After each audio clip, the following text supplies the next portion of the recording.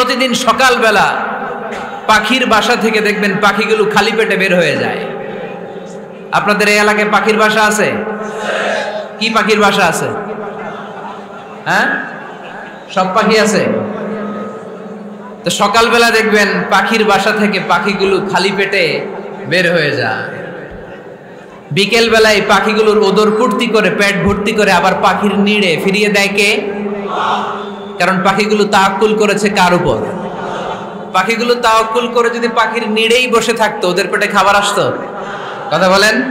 বিশ্বনবী এটাই বললেন, তাকদু খিমাসান ওয়া তারুহু বিতানান। তোমরা যদি পাখির মতো তাওয়াক্কুল করো, মানে আল্লাহর উপর তাওয়াক্কুল করে জমিনে বের হয়ে যাও, তোমাদেরও রিজিকের দায়িত্ব নিয়ে নিবে কে? সকালবেলা প্রতিটা পাখি না খেয়ে বের হয়ে যায়।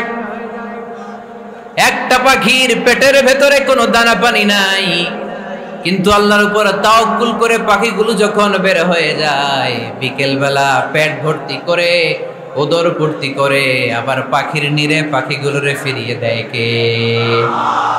পাখিগুলোকে আমাদের মতো খাবার জমা করে রাখতে পারে? আমরা তো 7 দিনের বাজার একবারে করে ফ্রিজে রাখি। পাখিদের ফ্রিজ আছে না? আছে। আমাদের অতিরিক্ত টাকা হলে আমরা ব্যাংকে ব্যালেন্স করে রাখতে পারি, অ্যাকাউন্ট করে রাখতে পারি। পাখিরাও তো অ্যাকাউন্ট করে রাখে না? না, প্রতিদিন না খেয়ে বের হয়। কালকে ওই পাখিটা কি খাবে, কোন জায়গা থেকে তার রিজিকের ব্যবস্থা হবে আল্লাহ ছাড়া কেউ জানে। এটার নাম তাওয়াক্কুল। এটার নাম কি? আমাদের সাধ্যের, আমাদের ক্যাপাসিটি, আমাদের ক্যাপাবিলিটির সবটুকু করে আমরা তাওয়াক্কুল করি একজনের উপর। চিল্লায় বলেন তিনি কে? এজন্য ইসলাম আমাদেরকে শিখায়, সালাত যখন শেষ বের হয়ে যাও, কাজে নেমে পড়ো। কাজে কোনো লজ্জা নাই, পরিশ্রমে কোনো লজ্জা আছে? যিনি রিক্সা চালায় এতে তার কোনো লজ্জা আছে? দিনমজুর, কুলি, ঠেলা গাড়ি চালায়, ছোট্ট ব্যবসা করে, এতে কোনো লজ্জা আছে? লজ্জা নাই। খেয়াল রাখবেন, লজ্জা হচ্ছে অলসতায়। লজ্জা কিসে? বিষ্ণু ঈসা ইসলাম বলেছেন, মা আকালা আহাদুন তুআমান কাত্তু খায়রুম মিন আইয়াকুলা মিন আমালি ইয়াদি। নিজ হাতে উপার্জিত খাবারের চেয়ে, অর্থের চেয়ে শ্রেষ্ঠ খাবার পৃথিবীর কোনো মানুষ কোনোদিন ভক্ষণ করে নাই। চিল্লায় এখন সুবহানাল্লাহ। শ্রেষ্ঠতম খাবার নিজ হাতে উপার্জিত খাবার। ঘাম জড়িয়ে যে অর্থ উপার্জন করা হয়, যে ইনকাম করা হয়, এটা হালাল। আর হালাল খেয়ে দোয়া করলে কবুল করে কে? এজন্য খেটে খাওয়া মানুষ, শ্রমজীবী মানুষ আর মেহনতি মানুষদেরকে বিশ্বনবী খুব ভালোবাসতেন। তারা বিশ্বনবীর বন্ধু আর বিশ্বনবী ছিল তাদের বন্ধু। সুবহানাল্লাহ পড়েন। এত ভালোবাসতেন বিশ্বনবী খেটে খাওয়ার মেহনতি মানুষদেরকে। সব সময় বিষ্ণু ইসলাম তাদের জন্য দোয়া করতেন। এজন্য যারা খেটে খায় তারা কপালওয়ালা, তারা মুস্তাজাবুদ দাওয়া। তারা কি? মুস্তাজাবুদ দাওয়া মানে এমন ব্যক্তি যে ব্যক্তি দোয়া করতে দেরি হয় কিন্তু দোয়া কবুল হতে দেরি হয় না। আপনারা এখানে ব্যবসা করেন কে কে? দেখি তো, হাত তুলেন তো। ব্যবসা, মাশাআল্লাহ, অনেক ব্যবসায়ী আছে তো দেখি। আচ্ছা, হাত নামান। চাকরি করেন কে কে? চাকরি, চাকরিও তো অনেক করে দেখি। হাত নামান। প্রবাসী, ছুটিতে দেশে আসছেন? হুজুর আমি আছি। কই? আপনি দেখতে আসছেন? মাশাআল্লাহ। কোন দেশে থাকেন? সৌদি আরব। আলহামদুলিল্লাহ। সৌদিতে ভাল লাগে নাকি সৌদি স্বপ্নের দেশ, খাটতে খাটতে জীবন শেষ? ইনশাআল্লাহ। আচ্ছা, ইউনিভার্সিটির স্টুডেন্ট আছো কারা কারা দেখি? মাশাআল্লাহ, হাত নামাও। ক্লাস 5 থেকে ইন্টারমিডিয়েট পর্যন্ত পড়াশোনা করতেছো, অথবা দাখিল আলিম পর্যন্ত, কারা কারা দেখি? মাশাআল্লাহ, হাত নামাও, হাত নামাও। একবারও যারা হাত তোলেন না এবার তারা হাত তোলেন। আন্নারা কি করেন? হ্যাঁ, বেকার।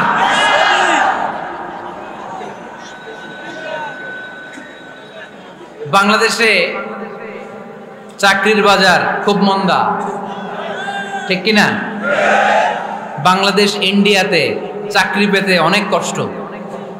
সামান্য একটা পদের জন্য যেখানে চেয়েছে ক্লাস 8 পাস, এখানে ডবল মাস্টার ডিগ্রি অ্যাপ্লাই করছে কয়েক লক্ষ। এজন্য আমাদেরকে উদ্যোক্তা হতে হবে। You have to be the entrepreneur. আমাদের উদ্যোক্তা দরকার বেশি বেশি, নতুন নতুন উদ্যোক্তা নিজেই এমন আইডিয়া নিয়ে আসবে যেই আইডিয়া বিক্রি করে দুর্দান্ত আইডিয়া দিয়ে তুমি পুরো দেশ কাঁপিয়ে দিতে পারো। পারা যাবে না লক্ষ্মীপুরের ছেলেরা? আইডিয়ার অনেক দাম। You have to generate new ideas. নতুন নতুন আইডিয়া এনে মানুষ গোটা বিশ্বকে তাক লাগিয়ে দিচ্ছে। এই যে গত কয়েক বছর আগে কারের একটা রাইড চালু হয়েছে, নাম হয়েছে উবার। কি নাম? ঢাকায় যারা চলাফেরা করেন তারা হয়তো চড়েছেন। উবারের নাম শুনছেন না? এই উবার কোম্পানি কি করে জানেন? নিজেদের ব্যবসা নাই, পুঁজি নাই, পাত্তি নাই, অফিস নাই, কিচ্ছু নাই, কোটি কোটি টাকা হাতায় নিচ্ছে। Just idea, just they are generating new ideas. নতুন নতুন আইডিয়া দিয়ে গোটা বিশ্ব কাঁপিয়ে নিয়েছে একটা মোবাইল অ্যাপসের মাধ্যমে। কিসের মাধ্যমে?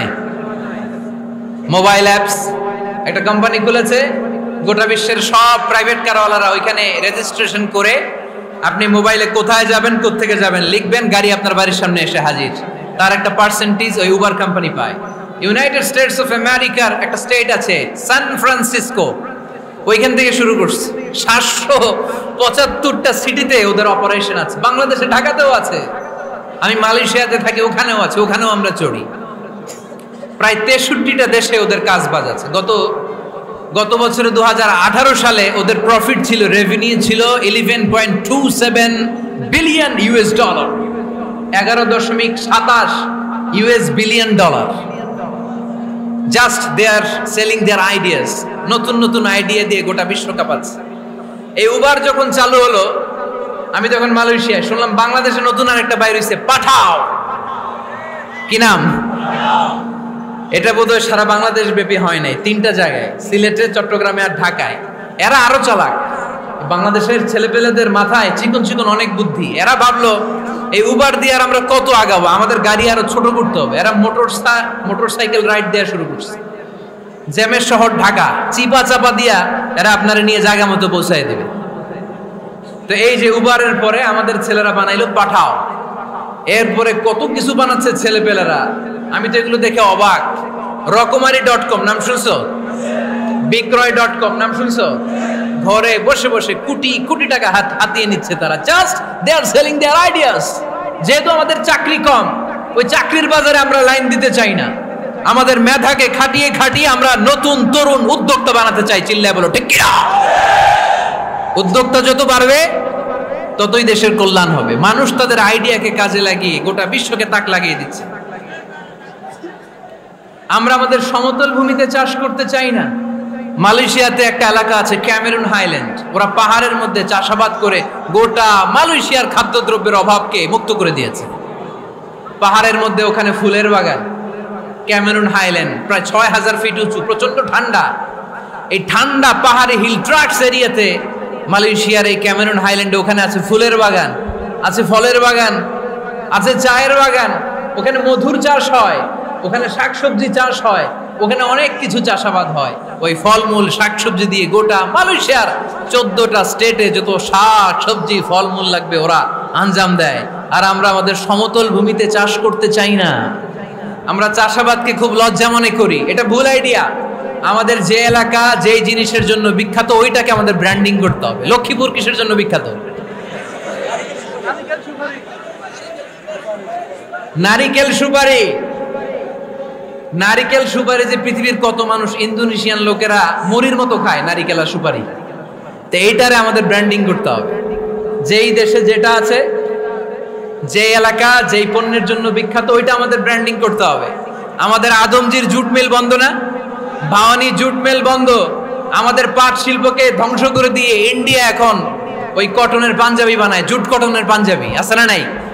পুরা বাংলাদেশের মার্কেট এই জুট কটনের পাঞ্জাবি দিয়ে সয়লাভ। আমাদের বাংলাদেশের পাট দিয়ে যদি আমরা মিহি পাঞ্জাবি বানাতে পারতাম, গোটা বিশ্ববাজারকে আমরা দখল করে নিতে পারতাম। ঠিক কিনা? এজন্য আমাদেরকে নতুন নতুন আইডিয়া জেনারেট করতে হবে। চাকরির পিছনে বসে থাকলে চলবে না। আর আজান যদি হয়ে যায় ছুটে যাব মসজিদে, আর নামাজ শেষ হলে আমরা আমাদের কাজের দিকে চলে যাব। চিল্লায় বলেন ঠিক কিনা? যেটাই করব আমরা ভালোভাবে করব। আল্লাহ বলেছেন লিয়াবলুয়াকুম আইয়ুকুম আহসানু আমালা। লক্ষ্মীপুরের ভাইয়েরা আওয়াজ করে উত্তর দেন, আওয়াজ করে উত্তর দিতে হবে। জান্নাতে যেতে হলে 100তে কত নাম্বার পেতে হবে? হ্যাঁ, হয় নাই? 51। কি নাম তোমার? হ্যাঁ, ফরহাদ। জান্নাতে যেতে হলে 100তে আমার দরকার 51। 100তে কত লাগবে? ফাআম্মা মান সাকুলাত মাওয়াজিনুহু ফাহুয়া ফি আইশাতির রাদিয়া। সেদিন মিজানের পাল্লা যার ভারী হয়ে যাবে সে আনন্দ উৎসবে থাকবে। তো মিজানের পাল্লা ভারী হওয়ার জন্য 100তে আমার কত পাওয়া লাগবে? কত পাওয়া লাগবে? 51 পেলেই হয়ে যাবে। এজন্য আল্লাহ বলছেন লিয়াবলুয়াকুম আইয়ুকুম আহসানু আমালা। যেটাই করবে ভালোভাবে করবে। আল্লাহ এটা পরীক্ষা করতে চান যে আমরা ভালোভাবে কে কতটুকু আমল করেছি। যারা আরবি বোঝেন আলেম ওলামা আপনারা জানেন এখানে আল্লাহ বলেননি লিয়াবলুয়াকুম আইয়ুকুম আকসারু আমালা। আল্লাহ এটা দেখতে চান যে তোমাদের মধ্যে থেকে কে বেশি আমল করে। এটা বলছে আল্লাহ? বলে নাই।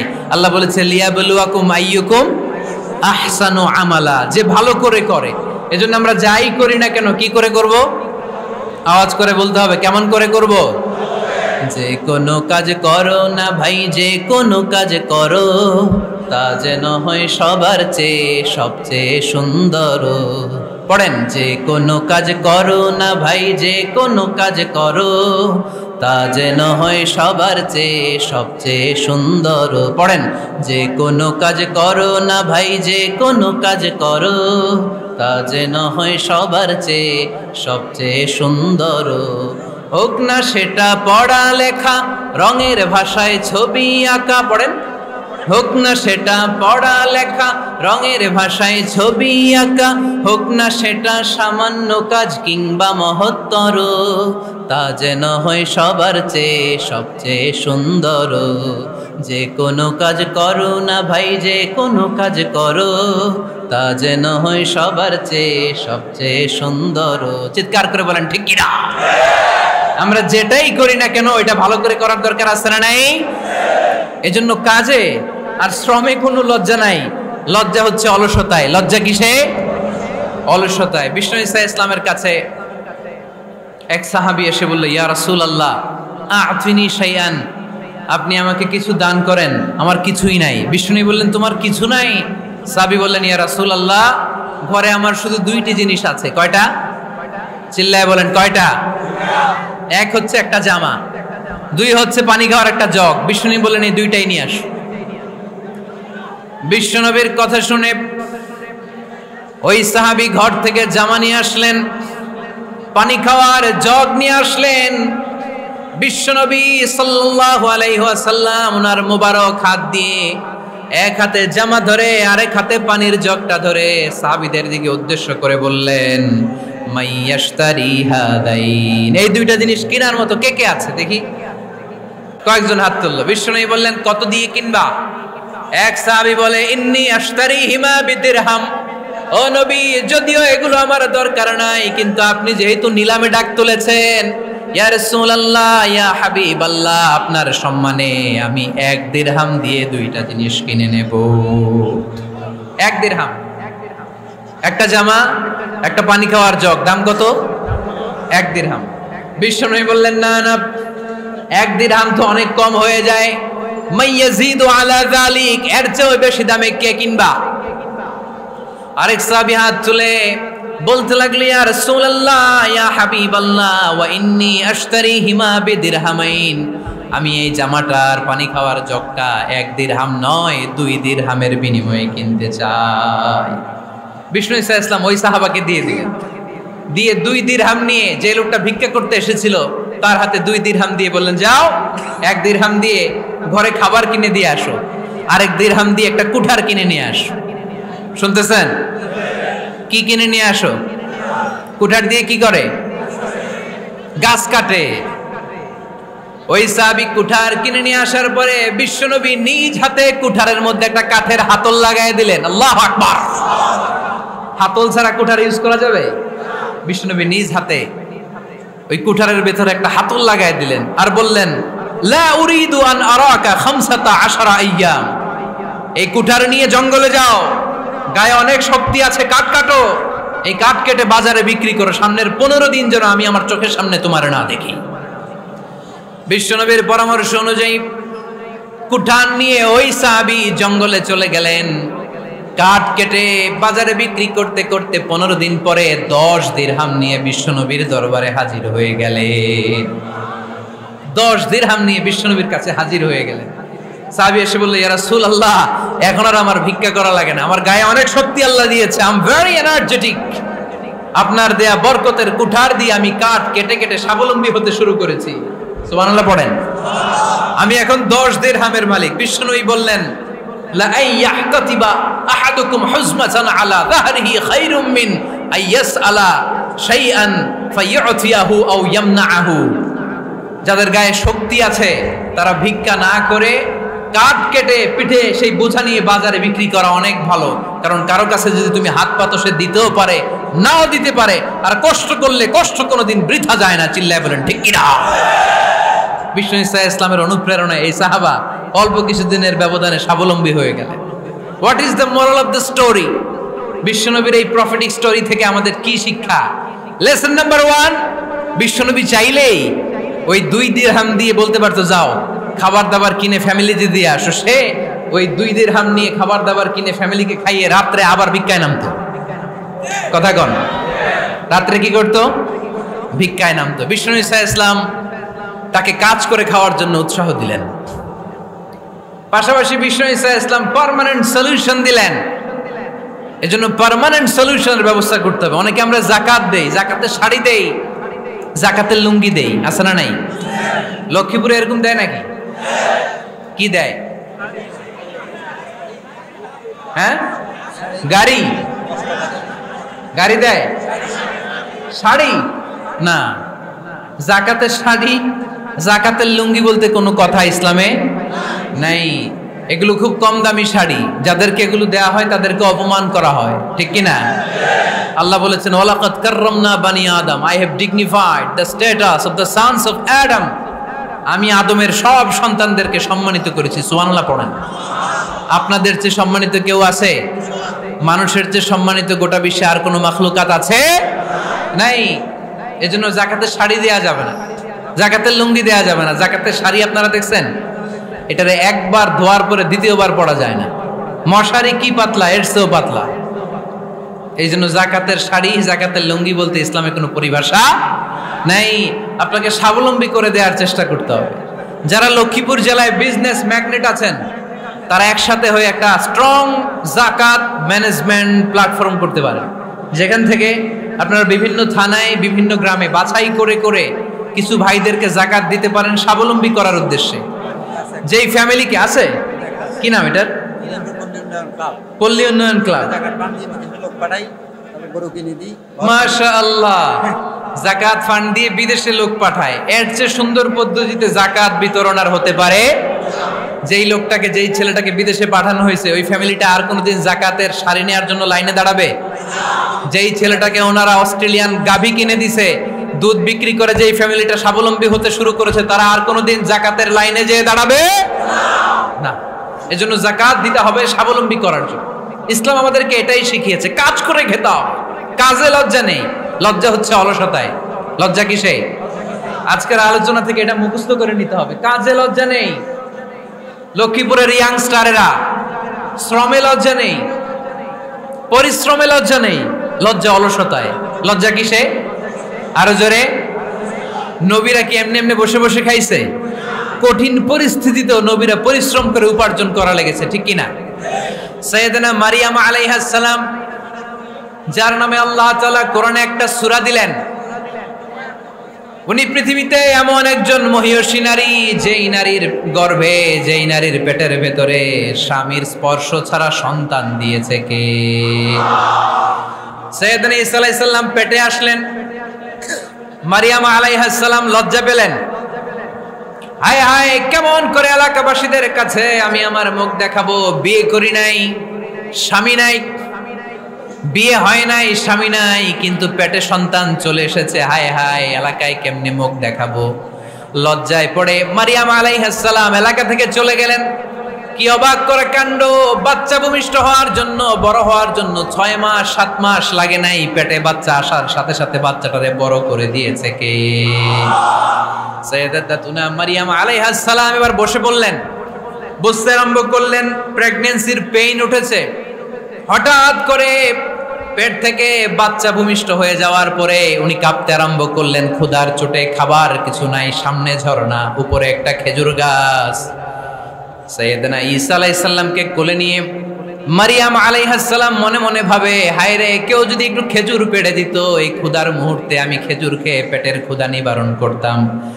রব্বুল আলামিন মারিয়ামকে উদ্দেশ্য করে আয়াত নাজিল করে দিলেন, ওয়া হুজ্জি ইলাইকি বিজিযইন নাখলাতি তুসাকিত আলাইকি রতবান জানিয়া। কোরআন সাক্ষী, হুজ্জি ইলাইকি বিজিযইন নাখলা, এর মানে হচ্ছে মারিয়াম কেউ পেড়ে দিবে না, একটু কষ্ট করে হাতটা উঁচু করে খেজুরের ডালা ধরে ঝাঁকুনি মারো, টসটসে কাঁচা পাকা খেজুর নিচের দিকে পড়বে, তারপর তুমি তুলে খাবে। সুবহানাল্লাহ পড়েন।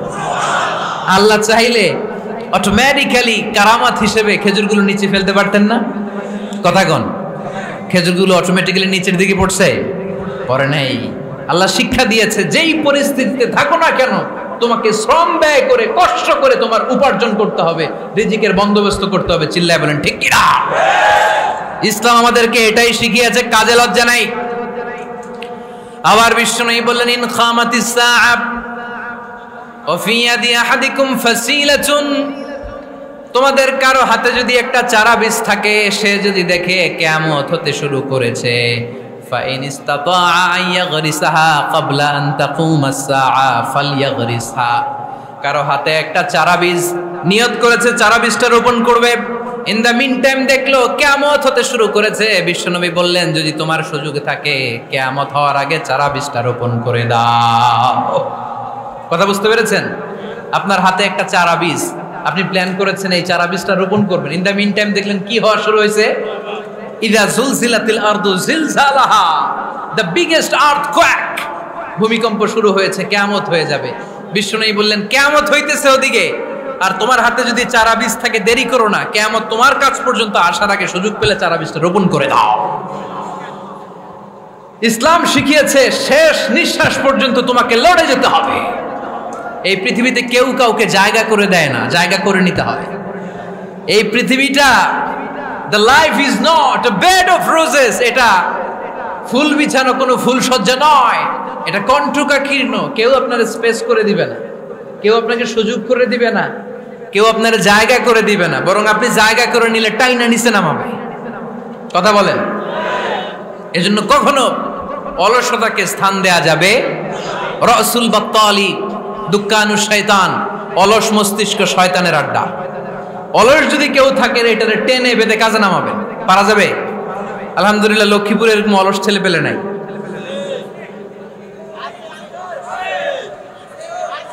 আছে? আমরা আজকে অলসতাকে নো বলে যাবো এই মাহফিল থেকে। অলসতাকে আমরা কি বলবো? আওয়াজ করে বলতে হবে, অলসতাকে কি বলবো আমরা? আবু বকর অনেক বড় ব্যবসায়ী ছিলেন, ওনার নিজ টাকা দিয়ে হাবাসা থেকে আসা সাইয়েদনা বেলালকে তিনি 20,000 স্বর্ণ মুদ্রা দিয়ে উমাইয়া ইবনে খালাফের কবল থেকে তিনি মুক্ত করেছেন। সাইয়েদনা উসমান যুন্নুরাইন বড় ব্যবসায়ী ছিলেন, নিজের টাকা দিয়ে মদিনার মুসলমানেরা পানি খেতে পারে না, বিইরে রুমা নামে একটা কুয়া ছিল, এই কুয়ার মালিক ছিল ইহুদি। মুসলমানেরা পানি খেতে গেলে এসে বকা দিত, পানি খেতে দিত না। বিশ্বনবী বললেন, আমার সাহাবীদের মধ্যে এমন কি কেউ নাই নিজের অর্থায়নে বীরে রুমা কিনে মুসলমানদেরকে দিয়ে দিবে? সাইয়েদনা উসমান যুন্নুরাইন বলল, ইয়া রাসূলুল্লাহ, আপনার খেদমতে আমি হাজির। মুহূর্তের মধ্যে সাইয়েদনা উসমান যুন্নুরাইন নিজের অর্থায়নে বীরে রুমাটা কিনে মুসলমানদের জন্য সদকা করে দিয়েছে। তো ব্যবসা না করলে, কর্মঠ না হলে, উপার্জন না হলে সদকা করা যাবে? চিল্লায় বলেন, করা যাবে? সুনানে তিরমিজির বর্ণনা, বিষ্ণু ঈসা ইসলাম মক্কা থেকে যত সাহাবারা হিজরত করে মদিনায় এসেছে, মদিনাতে কোনো না কোনো সাহাবার সাথে বিশ্বনবী ভ্রাতৃত্বের বন্ধনে আবদ্ধ করে দিয়েছে। সুবহানাল্লাহ পড়েন। এজন্য মক্কা থেকে যারা এসেছে এদেরকে বলে মুহাজির, এদেরকে কি বলে? আর মদিনায় যারা ছিল এদেরকে বলে আনসার, এদেরকে কি বলে? আওয়াজ করে উত্তর দিবেন। মক্কা থেকে যারা এসেছে তাদের নাম মুহাজির, আর যারা মদিনার সাহাবী তাদের নাম আনসার। আজকে এই মাহফিলে লক্ষ্মীপুর এর বাইরে থেকে কারা কারা আসছেন দেখি?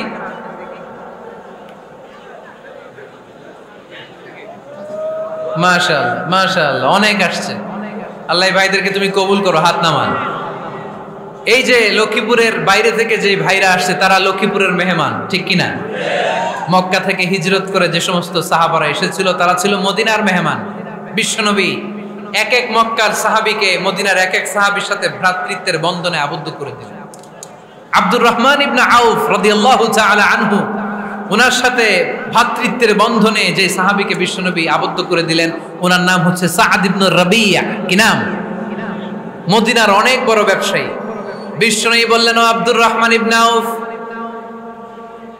সম্পদ ছেড়ে দিয়ে, পরিবার ছেড়ে দিয়ে, স্থাবর অস্থাবর সব ছেড়ে দিয়ে আল্লাহ রাসূলের ভালোবাসায় মক্কা থেকে মদিনায় এসেছো। মদিনায় তোমার চিন্তা নাই, সাদ ইবনে রবিকে আমি তোমার ভাই বানিয়ে দিলাম। সাদ ইবনে রবি তোমার আপন ভাইয়ের মতো। সাদ ইবনে রবি বলল, আব্দুর রহমান, জীবনে তোমারে কোনোদিন দেখি নাই, তোমারে আমি চিনি না, তোমার নাম শুনি নাই, কিন্তু বিশ্বনবী তো তোমার দায়িত্ব আমাকে দিয়েছে।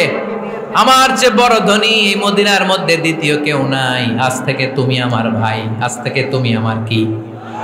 আল্লাহ আমাকে যত সম্পত্তি দান করেছে তার অর্ধেক সম্পত্তি আমি তোমার নামে দিয়ে দিলাম।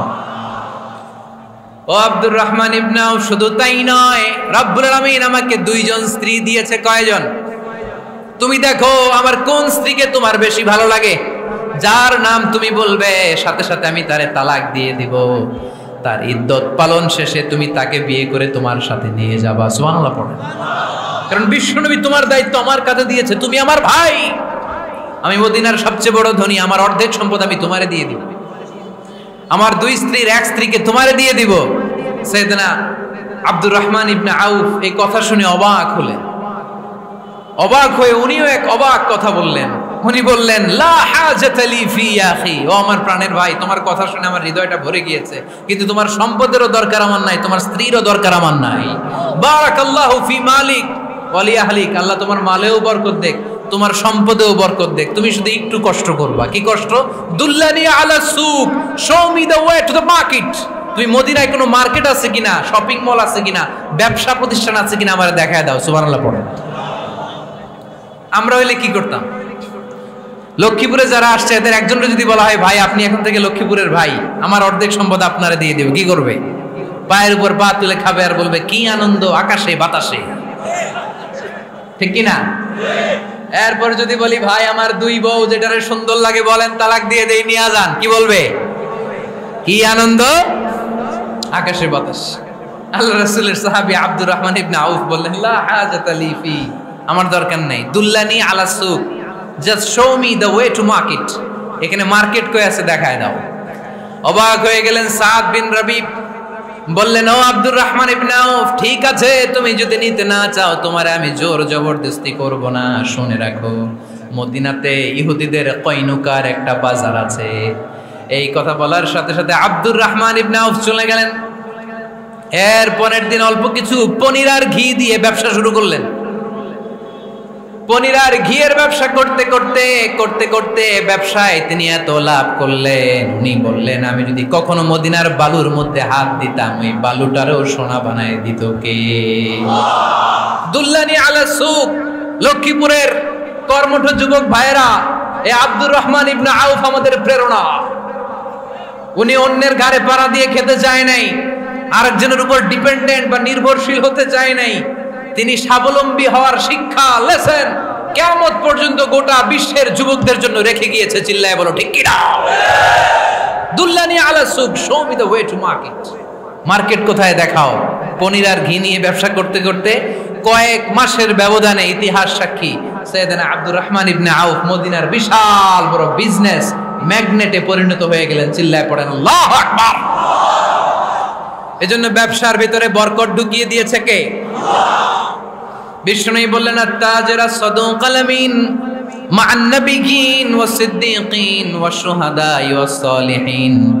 আমানতদার ব্যবসায়ী তারা সাধারণ কোনো মানুষ নয়, কিয়ামতের দিন নবীদের সাথে হাসর হয়ে যাবে। আপনারা যারা ব্যবসা করেন, এটা সাধারণ বিষয় নয়। বিষ্ণু সাল্লাল্লাহু আলাইহি ওয়াসাল্লাম নিজেও ব্যবসায়ী ছিলেন। ওনার জীবনের প্রথমে তিনি খাদিজা রাদিয়াল্লাহু তাআলা আনহার ব্যবসার স্টাফ হয়ে কাজ শুরু করেছেন, এরপর নিজে ব্যবসা শুরু করেছেন। এরপরে খাদিজাতুল কুবরা রাদিয়াল্লাহু তাআলা আনহা সব সম্পত্তি বিয়ের পরে বিশ্বনবীর পায়ের সামনে ঢেলে দিয়েছেন। বললেন, ইয়া রাসূলুল্লাহ, এই সম্পদ আমি আপনাকে দিয়ে দিলাম, আপনি ইচ্ছামতো দিনের প্রয়োজনে খরচ করেন। সুবহানাল্লাহ পড়েন। এজন্য বিষ্ণু ঈসা ইসলাম আমাদের জন্য উপমা, আব্দুর রহমান ইবনে আউফ আমাদের জন্য উপমা। যারা ব্যবসা করেন তারা বিষ্ণু ঈসা ইসলামের সুন্নাহ পালন করছেন। আত-তাজির আস-সাদুক আল-আমিন, বিষ্ণুই বললেন সত্যবাদী আমানতদার ব্যবসায়ী, যে ব্যবসা করতে যে মিথ্যা কথা বলে না। অনেক ব্যবসায়ীরা আছে পণ্য চালানোর জন্য মিথ্যা কথা বলে আর কসম কাটে, আছে না নাই? আহা, এমনটা করা যাবে? সকালবেলা স্ত্রীরে বলে, এই গরুগুলা বিক্রি করবো, তুই একটা দাম কত কমো? স্ত্রীরে শিখাই দিচ্ছে, এই গরুর দাম তুই 40,000। তো বউ বলে ঠিক আছে, দাম কইলাম 40,000। তো এরপরে বাজারে যখন গরু বিক্রি করতে যায়, একজন যখন বলে যে ভাই এটা 30,000 টাকা দিয়ে কিনবো, কয় ভাই আল্লাহর কসম সকালে একজন 40,000 দাম কইছে, আমি দেই নাই। আছে না নাই? কৌশল করে, বউরে শিখাইছে সকালে, কই তুই দাম কর 40,000। তো বাজারে যে সকালে একজন দাম করছে, দাম করে কইছে 40,000 দেই নাই, আপনারা 30,000 কেমনে দেই? এরকম ডাকাইতে আছে না নাই? আলহামদুলিল্লাহ লক্ষ্মীপুরে এরকম লোকজন নাই। আরে নাই, আমি কই নাই, এরা কই আছে। লক্ষ্মীপুরের মানুষ খুব ধার্মিক, আমি জানি। লক্ষ্মীপুর, নোয়াখালী, ফেনী এই বেল্টের লোকজন খুব আল্লাহওয়ালা। এদের মধ্যে আল্লাহওয়ালার সংখ্যা বেশি, এখানে আলেম ওলামা বেশি, এখানে মসজিদ মাদ্রাসা বেশি। এই জন্য এই জেলাগুলোতে আল্লাহর রহমতও বেশি। আল্লাহ তুমি এই জেলার ছেলেবেলাদেরকে, এই জেলার লোকদেরকে তুমি কবুল করো, মা বোনদেরকে তুমি কবুল করো। সম্মানিত ভাইয়েরা, এজন্য আজকের মাহফিল থেকে আমরা যেটা শিখলাম সেটা হচ্ছে পরিশ্রমে কোনো লজ্জা আছে? আমরা কাজ করে খাবো, ঠিক কিনা? Never under estimate any job. যুবক ভাইয়েরা, লক্ষ্মীপুরের যুবক ছেলেরা শুনতেছ? এরকম আওয়াজ করতে হবে, কান খাড়া করে শোনো। Never under estimate any job. কোন চাকরিকে ছোট করে দেখা যাবে, whether it's small or big, you don't care. এটাতে কেয়ার করা যাবে না। ছোট্ট চাকরি পাইলেই ঢুকে যাবা, বড় অফার আসলে পরে ঢুকবা। এটা ছোট কাজ, এটা হোটেলের ওয়েটার, এটা ছোট্ট স্টাফ, এটা কেরানি না। কাজ কাজই, কাজের মধ্যে কোনো ছোট বড় নাই। খেটে খাওয়া মানুষকে বিশ্বনবী অনেক সম্মান করতেন। বিষ্ণু ঈসা ইসলাম খেটে খাওয়া মানুষদেরকে এত ভালোবাসতেন, বিদায় হজের মতো এত গুরুত্বপূর্ণ ভাষণও এই মেহনতি মানুষদের কথা বাদ যায়নি। সুবহানাল্লাহ পড়বেন না? দিনটা ছিল জুমাবার। বিষ্ণু ঈসা ইসলাম আরাফাতের ময়দানে দাঁড়িয়ে ঐতিহাসিক একটা ভাষণ দিলেন। এই ভাষণের নাম হলো বিদায় হজের ভাষণ। এই বিদায় হজের ভাষণেও খেটে খাওয়া মানুষের কথা বিশ্বনবী বাদ দেয় নাই। বিশ্বনবী বলেছেন, আরিক্কাকুম, খবরদার, অধীনস্থ কর্মচারীদের সাথে খারাপ আচরণ করো না। আতঈমুহুম মিম্মা তাকুলুন ওয়াকসুহুম মিম্মা তালবিসুন। খবরদার, মনে রেখো, তোমরা যা খাবে তোমাদের অধীনস্থ কর্মচারীদেরও তা খাওয়াবে, তোমরা যা পড়বে তাদেরও তা পড়াবে। বিশ্বনবী শেষ নিঃশ্বাস ত্যাগ করে যাওয়ার আগে যেই কয়েকটা কথা বলেছিলেন তার মধ্যে মেহনতি মানুষদের জন্য কথা আছে না রাই? বিষ্ণু ঈসা ইসলাম যখন শেষ নিঃশ্বাস ত্যাগ করবেন, তিনি বলেছিলেন, আসসালাত আসসালাত, উম্মতেরা নামাজ নামাজ, নামাজ ছেড়ে দিও না, নামাজ তরক করো না, নামাজ কাজা করো না। আর বলেছিলেন, ওমা মালাকাত আইমানুকুম, অধীনস্থ কর্মচারীদের সাথে খবরদার খারাপ আচরণ করো না। যারা কর্মচারীদের সাথে খারাপ আচরণ করে, যারা মানুষের কাছ থেকে শ্রম নিয়ে কাজ করিয়ে টাকা দেয় না, কিয়ামতের দিন তাদের বিরুদ্ধে মামলা দায়ের করবে কে? কে করবে? হাদিসে কুদসি সাক্ষী বিষ্ণু ঈসা ইসলাম বলেন, আল্লাহ তাআলা ফরমান, আনা খাসমুহুম সালাসাতুন আনা খাসমুহুম ইয়াউমাল কিয়ামা। তিন শ্রেণীর ব্যক্তির বিরুদ্ধে আল্লাহ বলেন, আমি নিজেই কিয়ামতের দিন মামলা দায়ের করব। I will be against them in the day of judgment. Three categories of people, I will be against them in the day of judgment. তিন শ্রেণীর লোক কিয়ামতের দিন তারা ছাড় পাবে না। আল্লাহ বলেন, আমি নিজেই তাদের বিরুদ্ধে মামলা দায়ের করব। এর মধ্যে এক শ্রেণীর লোক হচ্ছে রজুলুন ইস্তাআজারা আজিরান ফাস্তাউফা মিনহু ওয়া লাম ইউতি আজরা, একজন শ্রমিক ভাড়া করে তার কাছ থেকে কাজ নিয়েছে কিন্তু তার পারিশ্রমিক আদায় করে নাই। এরকম আছে না নাই? দাপট দেখায়, দাপট দেখায় ইউনিভার্সিটির ক্যান্টিনগুলোতে। ইউনিভার্সিটির ক্যান্টিনে যে খায় মাগার বিল দেয় না, এরকম ডাকাইত আছে না নাই? চায়ের দোকানে চা খায় পরে দিমু, বিল দেয় না, আছে না নাই? দোকানে যে পণ্য কিনে বিল দেয় না, পরে দিমু, আছে না নাই? কিয়ামতের দিন আল্লাহ তোরে মাস্তানি ছুটাবে, চিল্লা এখন ঠিক কি না? আনা খাসমুহুম, আমি নিজেই তাদের বিরুদ্ধে মামলা দায়ের করব। কথাটা কার? আল্লাহ। এজন্য বিশ্বনবী বললেন, খবরদার, মেহনতি মানুষ, খেটে খাওয়া মানুষ, এদের দোয়া কবুল হয়ে যায়। আতুল আজিরা আজরাহু ক্বাবলা আন ইয়াজিফা আরাকুহু, খবরদার, বিশ্বনবী বললেন শ্রমিকের ঘাম শুকিয়ে যাওয়ার আগে তাদের পারিশ্রমিক মিটিয়ে দাও।